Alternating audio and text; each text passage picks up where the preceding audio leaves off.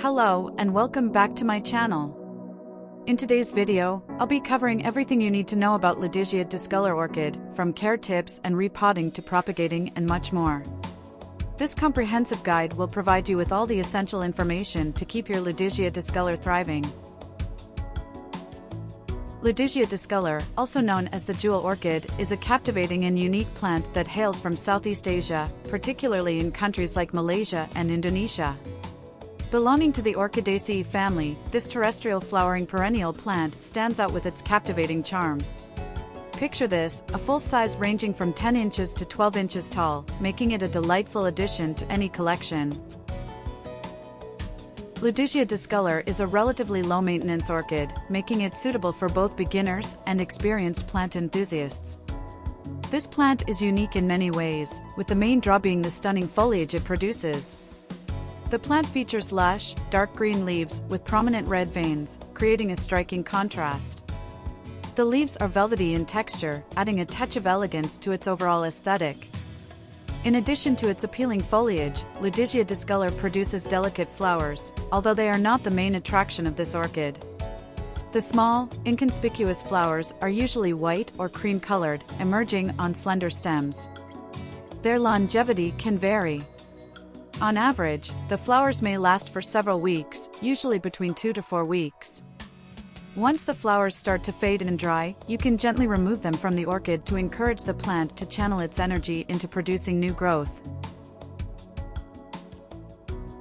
These beauties don't demand much, but prefer a careful balance when it comes to light.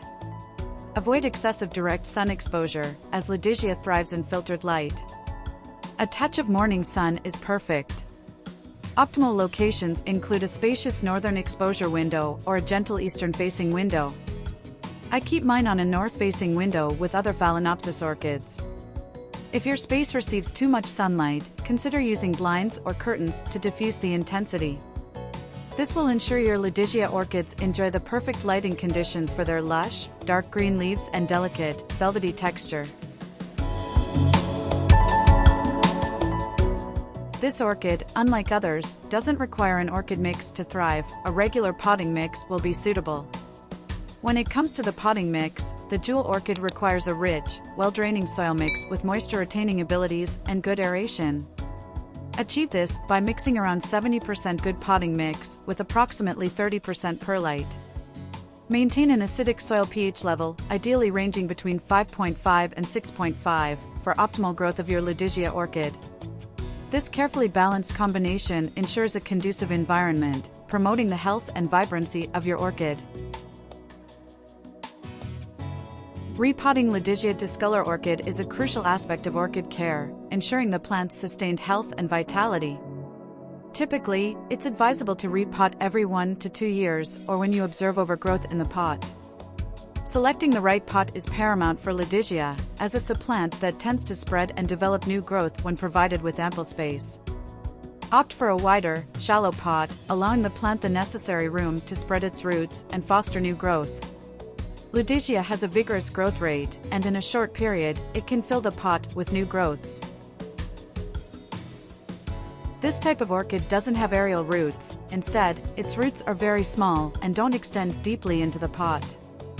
Therefore, choosing a shallow pot is crucial to prevent root rot caused by excess moisture. Additionally, it is very important for the pot to have drainage holes. Never choose pots without drainage holes, as it will lead to the demise of the plant. As you can see from my plant, the propagation of this orchid is remarkably straightforward.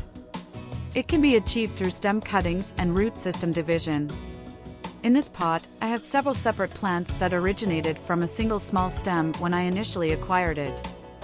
Propagating Ludisia discolor is quite simple. You can easily divide these stems and plant them in separate pots. No need for rooting them in water or waiting. Just separate and plant, and you'll have new thriving plants in no time. Let me provide you with brief information about temperature requirements for Ludisia discolor. This orchid thrives in a relatively warm environment, with an ideal temperature range between 65 degrees Fahrenheit to 75 degrees Fahrenheit. Maintaining a stable temperature within this range is crucial for its overall health and well-being. Avoid exposing Ludisia Discolor to extreme temperature fluctuations, as this may adversely affect its growth and flowering. Consistency in temperature, along with other proper care practices, will contribute to the success of cultivating this beautiful orchid in your home.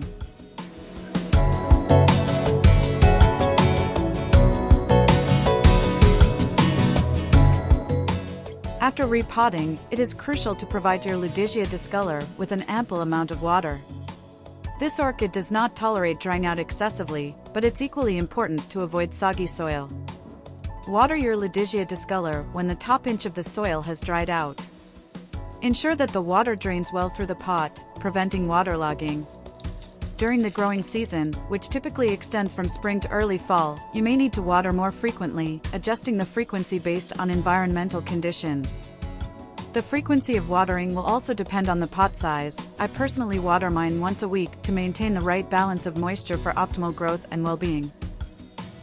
Ludisia Discolor Orchid thrives in an environment with moderate to high humidity. Adequate humidity is essential for maintaining the health and vibrancy of this orchid.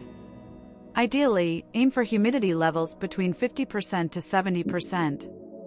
To boost humidity, mist with distilled water, use a humidifier, group plants, or place the pot on a tray of pebbles.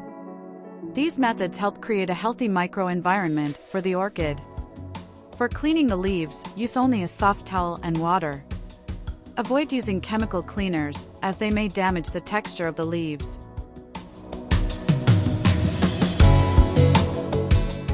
Fertilizing Ludisia Discolor Orchid is crucial for promoting healthy growth and vibrant foliage.